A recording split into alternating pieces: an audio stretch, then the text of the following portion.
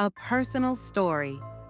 Hi, welcome to Evan Ghost Listen to May channel. I am May today. I want to tell you a story that might sound unbelievable, but it's real, or at least real enough for me to never forget. It's a story about what happened to a family, a curse, and why some things from the wild should be left alone. This isn't just a ghost story. It's something I witnessed firsthand, and it still gives me chills. This story deserved a 5-star chilling rating. Family traditions and the visit. Every New Year, my family follows tradition by visiting relatives.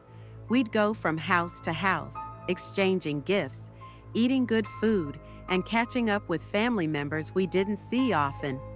One year, we visited my uncle's house, a big 2-story building with a garden out front. It felt welcoming, like any other family home. My uncle's family was small: a father, a mother, their 8-year-old son, and a live-in maid. They were quiet people, not really superstitious. They didn't believe in ghost stories or curses. For them, the world was logical. If something strange happened, there was always a reasonable explanation. A hint of something strange. The visit was pleasant, at least on the surface, but there were moments when I felt something off. The boy seemed distant. He hardly spoke during dinner and spent most of his time staring out of the window. It felt as though something was weighing on him. I brushed it off, thinking maybe he was just shy. That night, before we left, I overheard the boy whispering to his maid. He was holding something small in his hands, and the maid seemed uneasy. I couldn't make out what they were saying, but the boy looked different. His eyes were glassy, like he wasn't really there. The statues. The boy's discovery later. I learned what had been troubling him. It turned out that the boy had found something strange while playing in the forest nearby small, worn statues. They were crudely carved, like tiny figures with twisted faces and strange postures. No one knew what they were supposed to represent. The boy insisted on taking them home, and the maid, thinking it was harmless, let him. He placed the statues inside a cupboard in the kitchen, treating them almost like toys. That's when things started to change. First signs of trouble. At first, it was subtle. The boy's parents thought he was just acting up. He started talking to himself, nothing too strange for a kid with an active imagination. But soon it got worse. He began saying odd things, things that no child should say. One night, the father heard him mumbling to himself. He peeked into the boy's room and saw him sitting on the edge of his bed, whispering, "I'll take your life, one by one." The father didn't believe in ghosts or curses, so he dismissed it as just a dream or a phase. They figured the boy was going through something that he'd grow out of. But the noises didn't stop. Strange noises in the cupboard. The boy's parents started hearing strange noises late at night. Soft crying, faint tapping sounds, doors creaking open on their own. When they went to check on their son, they always found him asleep.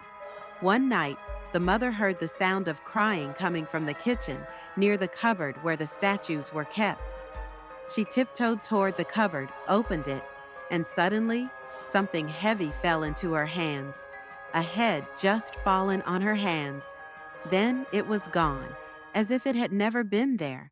The mother was startled, but quickly went back to her room. My visit to the house. I had heard bits and pieces about the strange things happening to my uncle's family, so I decided to visit them a few weeks later. When I arrived, the house felt heavier. The atmosphere was thick, like the air was pressing down on my chest. As I walked through the house, I turned a corner, and there he was, the boy. He was standing in the hallway, completely still, staring right at me. He didn't say hello or smile. He just stared, unblinking. Then, in a cold, flat voice, he said, "Mind your own business, or else you'll be in trouble." I can't explain the fear that washed over me. It wasn't just his words, it was the way he said them, like he wasn't really himself anymore. I left the house as quickly as I could. The family falls apart. After my visit, things took a turn for the worse. 6 months later, the father was killed in a car accident on his way home from work. The mother fell from the second floor of the house. Some said it was an accident, but others weren't so sure. She was paralyzed from the waist down. The maid became gravely ill and had to be sent back to her home country. And the boy? He disappeared. Just like that, vanished without a trace. Rumors and sightings. Some neighbors claimed they saw him wandering in the forest late at night. They said he looked the same, but there was something different about him, like he was more shadow than boy. Every time someone tried to follow him, he would disappear into the trees. It was as if the forest had claimed him, pulling him deeper into the darkness. The abandoned house. The house has been empty ever since. No one wants to live there.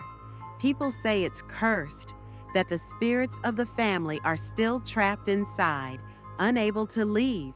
They say you can hear whispers if you stand outside the front door at night, whispers of things that were never meant to be disturbed.